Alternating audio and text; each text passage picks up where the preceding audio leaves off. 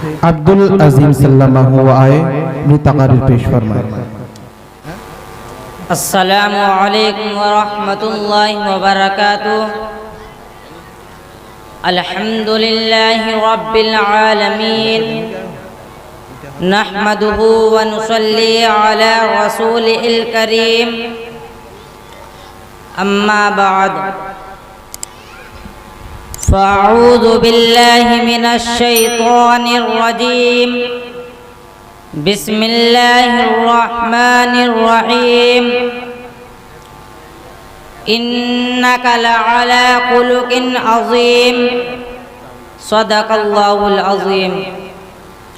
محترم بزرگوں اور پیارے دینی بھائیوں، السلام علیکم ورحمۃ اللہ وبرکاتہ۔ ابھی میں نے آپ کے سامنے کلام پاک کی تلاوت کی ہے، جس میں اللہ عز و جل نے حضور اکرم صلی اللہ علیہ وسلم کے ایک وصف کا بیان کیا ہے کہ اے محبوب صلی اللہ علیہ وسلم، ہم نے آپ کو بلند اخلاق کا پیکر بنا کر بھیجا ہے۔ چنانچہ حضور پاک صلی اللہ علیہ وسلم کی آیات طیبہ میں اعلیٰ ترین اخلاق کے نمونے ملتے ہیں۔ آپ صلی اللہ علیہ وسلم نے امت کو حسن اخلاق کی بہت زیادہ تعلیم بھی فرمائی۔ آپ صلی اللہ علیہ وسلم کا اخلاق کا یہ عالم تھا کہ کوئی آپ کو گالی دیتا تو آپ اس کو دعائیں دیتے، کوئی آپ کو برا بھلا کہتا تو مسکرا کر گزر جاتے، اس کو برا بھلا نہیں کہتے۔ ایک مرتبہ آپ صلی اللہ علیہ وسلم طائف تشریف لے گئے، وہاں کے لوگوں کو ایک اللہ کی عبادت کی دعوت دی۔ آپ کا پیغام سن کر وہاں کے سرداران بگڑ گئے اور بہت پیروں کی وہ ترش روئی سے پیش آئے۔ جب آپ واپس ہونے لگے تو شریر اور بدمعاش بچوں کو پیچھے لگا دیا، انہوں نے آپ پر اتنا پتھر پھینکا کہ آپ کا جسم ہتھیار سے خون جاری ہو گیا اور جوتے مبارک خون سے تر ہو گئے۔ آپ صلی اللہ علیہ وسلم نے ڈال ہو کر ایک باغ میں بیٹھ گئے۔ اللہ کی رحمت کو جوش آیا اور ایک فرشتہ آپ صلی اللہ علیہ وسلم کی خدمت میں حاضر ہوا، کہا کہ اگر آپ حکم دے تو دونوں جانب کے پہاڑوں کو آپس میں ملا دے اور یہ سب بستی والے اس میں پس جائے۔ مگر قربان جائے اپنے آقا صلی اللہ علیہ وسلم کے اعلیٰ اخلاق پر، آپ نے فرمایا کہ مجھے پہچانتے نہیں، ورنہ ایسا نہ کرتے۔ اگر آج ایمان نہیں لائے تو اللہ کی ذات سے امید ہے کہ ان کی آنے والی نسل ایمان لائے گی۔ اور ایسا ہی ہوا۔ چنانچہ بعد میں اسی قبیلے کے ایک نوجوان محمد بن قاسم اسلام کی دعوت لے کر ہندوستان آئے اور انہی کی بدولت آج ہم مسلمان ہیں۔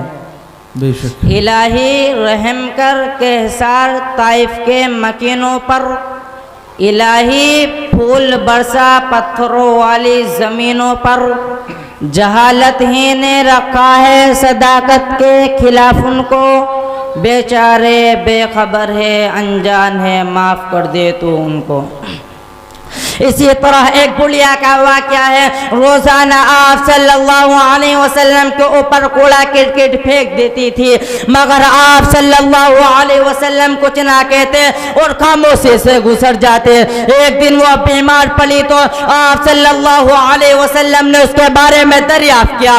بیمار کی خبر پا کر آپ صلی اللہ علیہ وسلم خود بڑھیا کی عیادت کے لیے تشریف لے گئے۔ بڑھیا نے جب آپ کو اپنے پاس دیکھا تو رو رو کر آپ سے معافی مانگی اور اسی وقت ایمان میں داخل ہو گئی۔ آج دشمنان اسلام نے غلط خبر پھیلا رکھی ہے کہ اسلام تلوار کی زور سے پھیلا ہے، مگر حقیقت یہ ہے کہ اسلام حسن اخلاق سے پھیلا ہے۔ ایک حدیث میں آقا صلی اللہ علیہ وسلم نے فرمایا، جس کا مفہوم یہ ہے کہ مفلس وہ نہیں ہے جس کے پاس روپیہ پیسہ مال دولت نہ ہو، بلکہ مفلس وہ ہے جو قیامت کے دن بہت ساری نماز، روزے، زکوٰۃ، حج اور تلاوت و تسبیح کا ذخیرہ لے کر حاضر ہوگا، مگر کسی کو گالی دی ہوگی، کسی کو برا بھلا کہا ہوگا، کسی کا حق دبایا ہوگا، اس نے جو لوگوں کا حق مارا تھا اس کے بدلے میں اس کے نیک اعمال ان کو دے دیے جائیں گے، یہاں تک کہ اس کی تمام نیکیاں ختم ہو جائے گی۔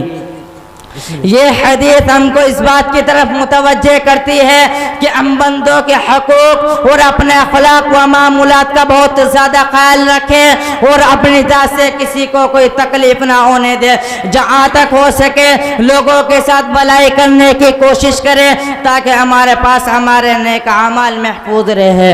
اگر کسی کو ہم سے تکلیف پہنچی جائے تو فوراً اس سے معافی مانگ لے کہ زندگی کا کوئی بھروسہ نہیں ہے، نہ جانے کب موت آ جائے اور ہم معافی نہ مانگ سکے۔ ایک حدیث اللہ سے دعا ہے کہ اب تک ہم نے لوگوں کے ساتھ جو بد اخلاقی کی ہے اس کو معاف کرے اور ہم کو معافی مانگنے کی توفیق عطا فرمائے، اور آئندہ کے لیے ہم عزم کریں کہ کسی کے ساتھ برا سلوک نہیں کریں گے۔